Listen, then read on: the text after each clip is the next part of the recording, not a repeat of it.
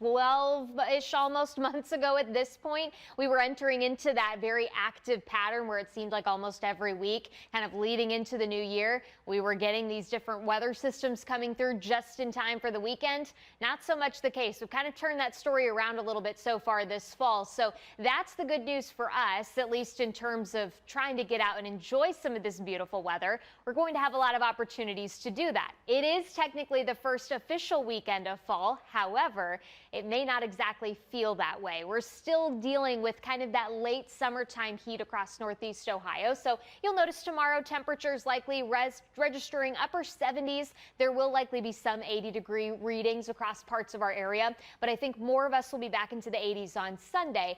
Main reason we may stay a little cooler tomorrow, a little bit of patchy fog, but also a couple of those clouds drifting through. Regardless of where your air temperature is during the day, this is where it's still going to feel very fall-like. It's during those overnights with those clear skies and temperatures eventually basically falling low to mid 50s across the region. There is a very weak front that's trying to work its way through. It's not really going to bring us much in the way of rain chances, maybe just a few clouds to wrap up the weekend.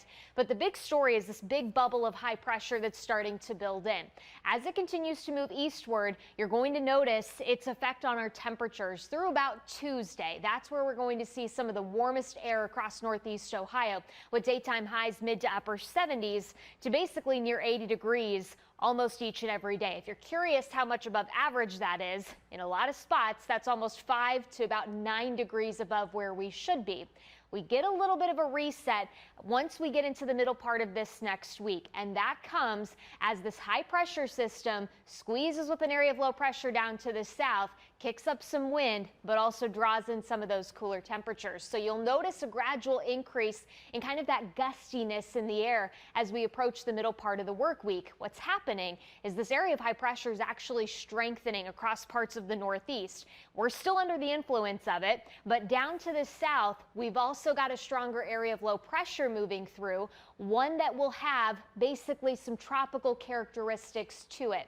Right now, it's just Invest 94L, meaning it hasn't quite organized enough, and you can tell with some of the general shower and thunderstorm activity, very widespread, no real good center of circulation just yet, but we expect that to change as this storm continues to, say, cross over the Bahamas as we get closer and closer to the end of the weekend, and eventually strengthen likely into a Category 1 storm before slowing down because it runs into that high pressure system as it approaches the southeast. But we're not going to see any rain from this likely through the rest of the work week. Really, the biggest impact for us will be an increase in some of those winds during the middle part of the week. Temperatures through the overnight getting a little cooler as well. And as we do turn that calendar over to October, it's going to feel a little bit more like how it should for the time of the year. Highs expected about low to mid 70s.